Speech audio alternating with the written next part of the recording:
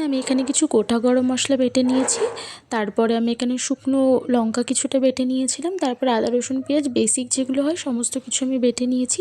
এরপরে দেখি মা তেলের ওপরে কিছুটা জিরে, তেজপাতা, শুকনো লঙ্কা, পেঁয়াজ ফোড়ন দিয়ে সমস্ত কিছু ভেজে নিয়েছিল। এরপরে কিছুটা লঙ্কা গুঁড়ো দিল, এটা কাশ্মীরি লঙ্কা গুঁড়ো ছিল কালারের জন্যে।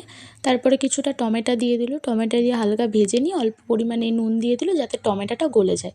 এরপরে মা বলে দিচ্ছিলো এখানে সমস্ত মশলাগুলো, যেটা আদা রসুন বাটা এই সমস্ত ছিল, এটা দিয়ে ভালো করে মশলাটাকে কষে নিতে হবে যাতে কোনো রকমের কাঁচা মশলার গন্ধটা না থাকে। এখানে মা একটু জল ব্যবহার করছিল যাতে মশলাটা ভালোভাবে কষে যায়। এরপরে মা হলুদ দিয়ে দিল কিছুটা পরিমাণে, তারপরে ধনে গুঁড়ো দিল। আপনারা চাইলে আপনাদের পরিমাণ মতন যে কোনো মশলা কম বেশি করতে পারেন। এখানে কিছুটা মিট মশলা দিল, এটা পুরোটা দেয়নি, অল্প পরিমাণেই ছিল, অল্পটা মা রেখে দিয়েছে আগেই ঢেলে।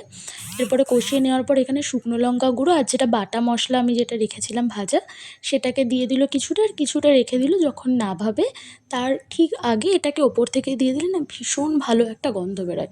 এরপরে স্বাদ মতন নুন দিয়ে দিল যতটা পরিমাণ লাগে। এরপরে যে ধুয়ে রাখা রিঠে মাছগুলো আছে, ছোটো রিঠে মাছ, সেগুলোকে দিয়ে দিল।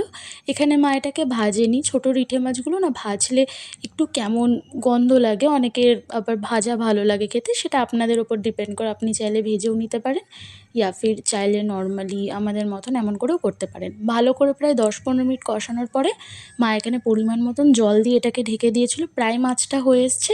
এই পর্যায়ে মা যে ভেজে রাখা মশলাটা ছিল সেটাকে দিয়ে দিল, কিছুটা ধনেপাতা দিয়ে দিল এবং আবার একটু ঢেকে দিল যাতে জলটা একটু শুকিয়ে আসুক। এটা খুব একটা ঝোল হয় না, এটা একটু মাখা মাখা হয়।